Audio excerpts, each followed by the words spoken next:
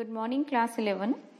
Today I am going to discuss with you how data may be presented in a simple and attractive manner, let's say in the form of diagrams. So this diagrammatic presentation of data, which is known as a geometric form, could be classified as bar diagram and pie diagrams. Though it could be classified in number of other ways, but today in this session we will be talking about these two geometric forms.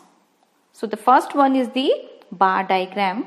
Children, when we talk about bar diagrams, these are those diagrams in which data are presented in the form of bars or rectangles, and these bars are also called columns.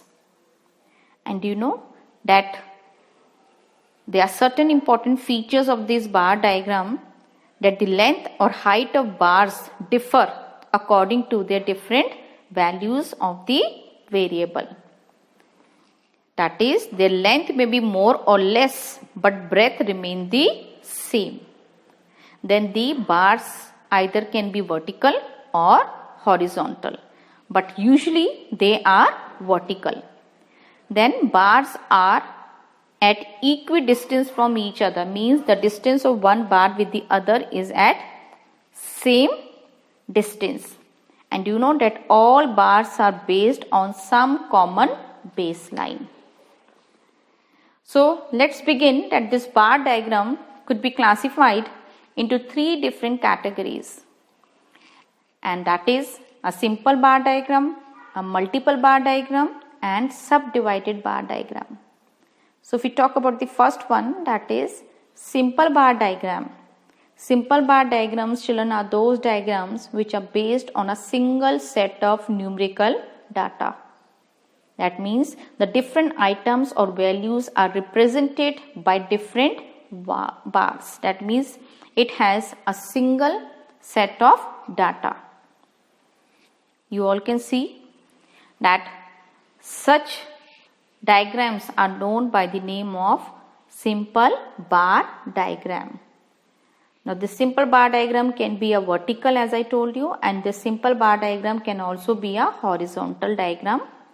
Though rarely they are horizontal, most of the time the data is always presented in the form of a vertical bar diagram. Now if you see, we have shown over here that on the x-axis you have year and on the y-axis you have birth rate. Now being a single variable, you all can see that how in 1951 to 60 the birth rate is 45, it is been the bar is 45, and similarly for 61 to 70 and 81 to 90 and so on. And you all can see that these bars are at equidistance. The only difference is that their length differs according to their variable or according to their numerical data. Similarly, we have for the horizontal bar diagram. So the next bar diagram is a multiple bar diagram. When we talk about multiple diagrams, then these are those diagrams which show two or more set of data simultaneously. Children, generally these diagrams are used to make comparison between the two sets of series. Okay, and that two sets of series could be like birth rate or death rate as it is shown, and how you can see that separate bars are being drawn showing the different series.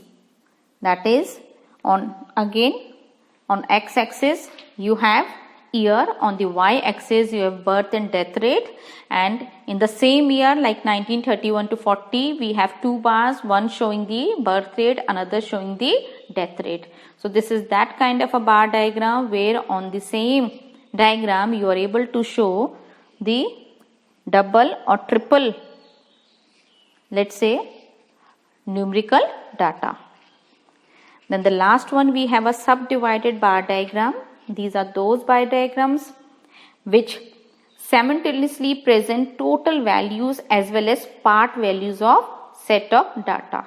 That means under this different parts of the bars are shaded with colors and the parts of the bars are being shown separately.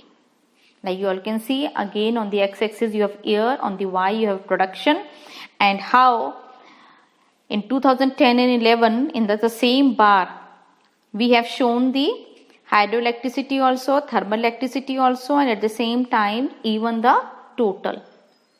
So children, these are the three different bar and they are being classified in such a way keeping in mind the numerical data. Thank you. Good morning.